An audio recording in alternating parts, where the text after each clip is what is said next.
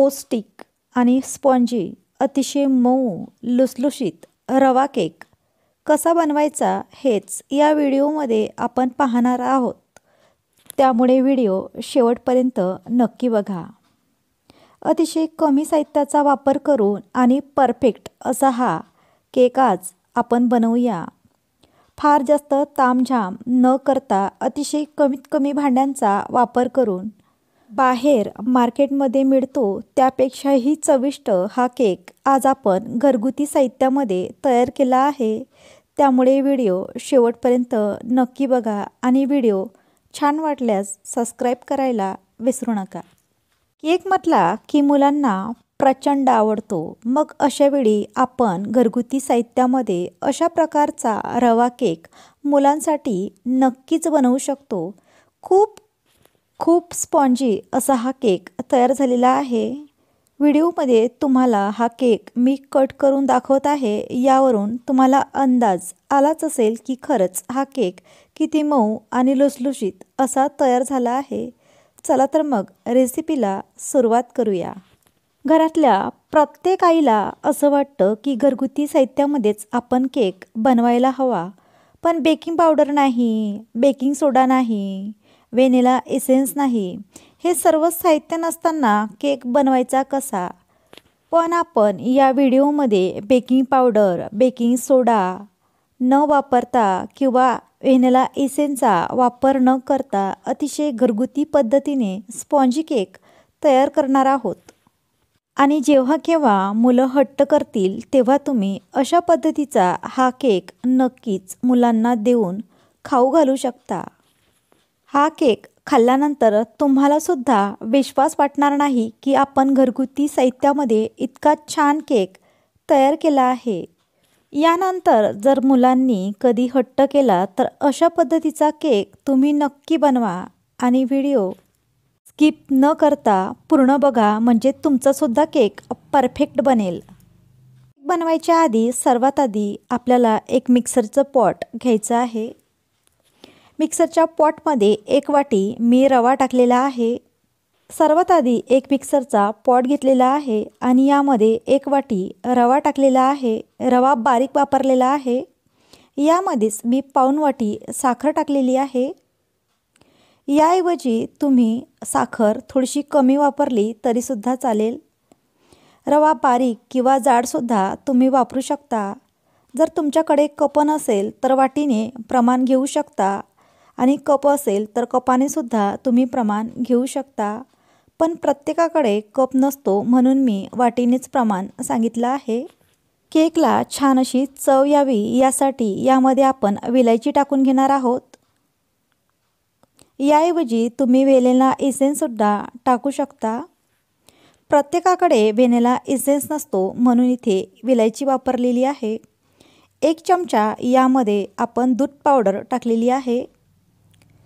आता यामध्ये आपण 2 टेबलस्पून एवढं दही टाकलेलं आहे। वाटीने म्हणाल तर अर्धी वाटी एवढं दही आपण इथे वापरलेलं आहे आणि दही शक्यतोवर फ्रेश वापरायचं, फार जास्त आंबट दही यासाठी वापरायचं नाही। आता त्याच वाटीने आपण इथे 1 वाटी कोमट करून घेतलेलं दूध वापरलेलं आहे। फार जास्त थंड दुधाचा वापर करायचा नाही। आता यामध्ये अगदी चिमूटभर एवढा रंग टाकलेला आहे, यामुळे केकला छान असा रंग येतो। आणि याच वाटीने आपण अर्धी वाटी त्यापेक्षा कमी एवढं तेल वापरलेलं आहे। याऐवजी तुपाचा किंवा बटरचा वापरसुद्धा तुम्ही करू शकता। मिक्सरच्या पॉटला झाकण लावून एकदा मिक्सरवरती हे छान असं फिरवून घेतलेलं आहे, म्हणजे आपण टाकलेलं सर्व जिन्नस एकजीव होतात। बघू शकता अशा पद्धतीचं हे घट्टसर असं हे बॅटर तयार झालेलं आहे। केकसाठी आपलं बॅटर पूर्णपणे रेडी आहे आणि कोणत्याही भांड्याचा पसारा झाला नाही, फक्त एकाच भांड्यामध्ये केकचं बॅटर पूर्णपणे तयार झालेलं आहे। बघू शकता अशा पद्धतीचं बॅटर व्हायला हवं। हा केक बेक करण्यासाठी इथे मी केक टीन वापरत आहे, याऐवजी तुम्ही कुकरचा डबासुद्धा वापरू शकता। सर्वात आधी केक टीनला आपल्याला तेलाने छान असं ग्रीस करून घ्यायचं आहे। यामुळे होतं असं की केक खूप लवकर बाहेर निघतो आणि केक टिनला चिटकून राहत नाही। यासाठी सर्व बाजूंनी आपल्याला तेल लावून घ्यायचं आहे। याऐवजी तुम्ही या डब्यामध्ये बटर पेपर टाकला तरीसुद्धा चालेल, पण प्रत्येकाकडे बटर पेपर नसतो, म्हणून ही पद्धत तुम्ही वापरू शकता। बघू शकता आपल्या केक टिनला सर्व बाजूंनी तेलाने आपण ग्रीस केलेला आहे। आता यामध्ये अगदी थोडासा मैदा आपल्याला टाकून घ्यायचा आहे। गव्हाचं पीठ टाकलं तरीसुद्धा चालेल। मैदा टाकल्यानंतर अशा पद्धतीने हा टीन आपल्याला हलवून घ्यायचा आहे, म्हणजे आपण टाकलेला सर्व मैदा या केक टिनला लावून घ्यायचा आहे। एक्स्ट्रा असलेला मैदा आपल्याला बाजूला काढून घ्यायचा आहे। बॅटर टाकण्यासाठी आता पूर्णपणे केक टिन रेडी झालेला आहे। तयार केलेलं बॅटर आपण यामध्ये टाकूया। प्रत्येकाकडे बेकिंग पावडर किंवा बेकिंग सोडा नसतो, यासाठी तुम्ही इनोचं पाऊचसुद्धा वापरू शकता।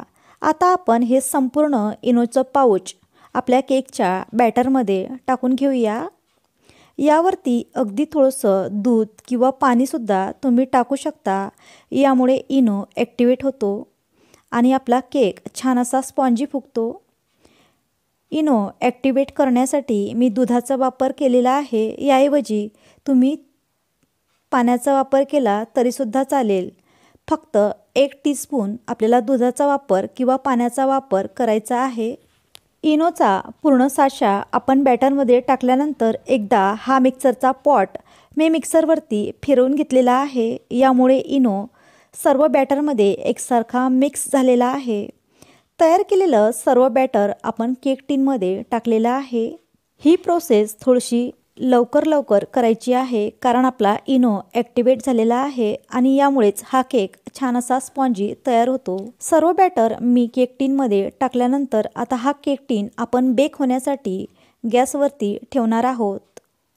सर्वात आधी बॅटर टाकल्यानंतर हा केक टिन अशा पद्धतीने 2 ते 3 वेळा टॅप करायचा, म्हणजे यामध्ये असलेली एअर बबल बाहेर निघतात आणि केक एकसारखा बेक होतो।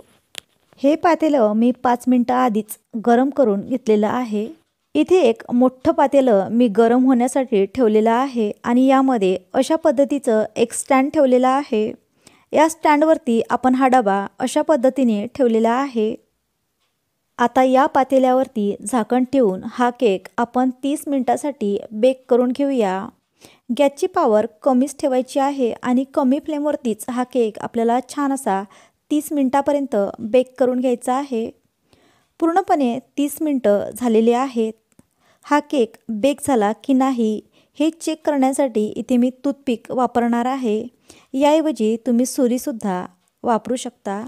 30 मिनिटाच्या आधी हा केक तयार झाला की नाही हे चेक करायचं नाही, 30 मिनिटानंतरच हा केक तयार झाला की नाही अशा पद्धतीने तुम्ही चेक करू शकता।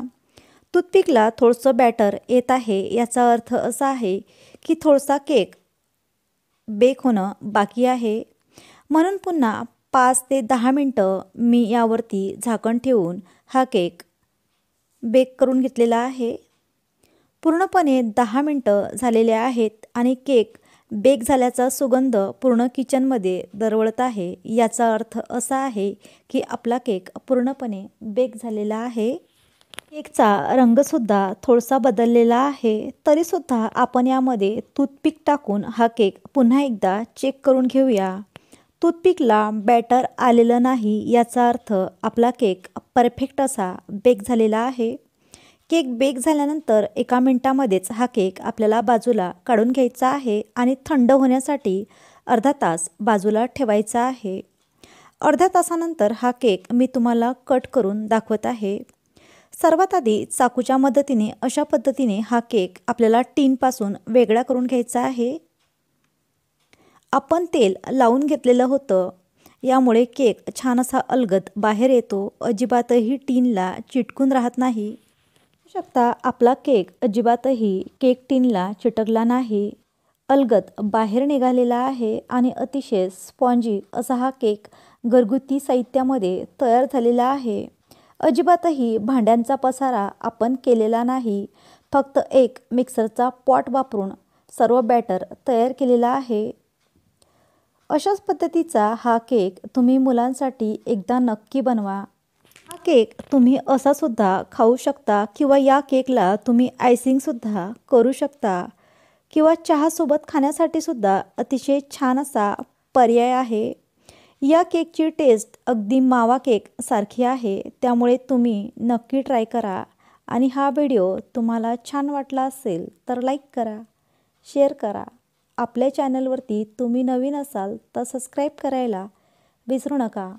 पुन्हा भेटू अशाच एखाद्या छान नवीन व्हिडिओसोबत. तोपर्यंत मस्त खा आणि स्वस्त रहा. व्हिडिओ पाहिल्याबद्दल धन्यवाद.